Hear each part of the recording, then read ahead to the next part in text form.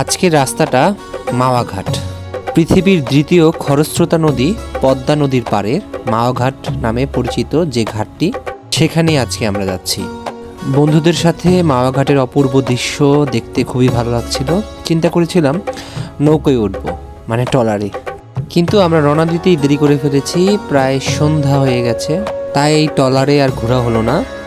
কিন্তু সন্ধ্যার মাওয়াঘাট এক অপূর্ব সৌন্দর্যে ঘেরা, চারদিকে বাতি, বিভিন্ন দোকানে বিভিন্ন আকর্ষণীয় জিনিস।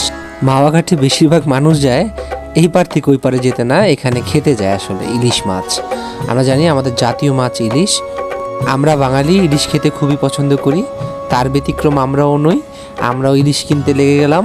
অনেক ডাকাডাকির ভিড়ে 2টা ইলিশ কেনা হলো, দামাদামিও কম হয়নি। এখন পালার রান্নার। খাঁটি সরিষার তেল দিয়ে শুরু করলাম রান্না, কিন্তু একা রান্না করলে তো হবে না, সবাইকে নিয়ে রান্না করতে হবে। আমাদের বন্ধু সাইফুল মাছ দিচ্ছে, সাইফুলের পরে বন্ধু রাকিব এসে পড়লো মাছগুলো উল্টাতে।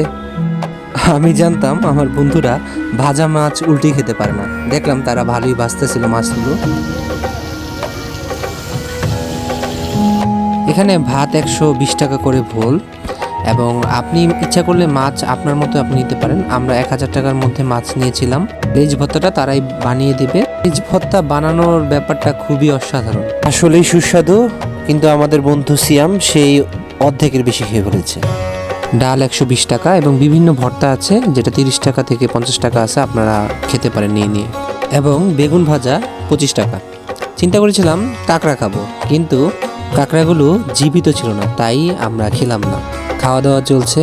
তা আমি ডায়েটে থাকার কারণে আমি খুব কম খাই, কিন্তু আমাদের যে বন্ধু বান্ধব যারা আছে 3 জন, তারা প্রায় 2 ভোল ভাত খেয়েছে।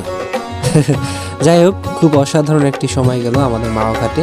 হঠাৎ করেই প্ল্যান, আমাদের ইসাপুর থেকে মাত্র 30 থেকে 35 মিনিট লাগে মাওয়াঘাট যেতে, তো সেই জন্য হঠাৎ করে বেরিয়ে গিয়েছিলাম বিকালে।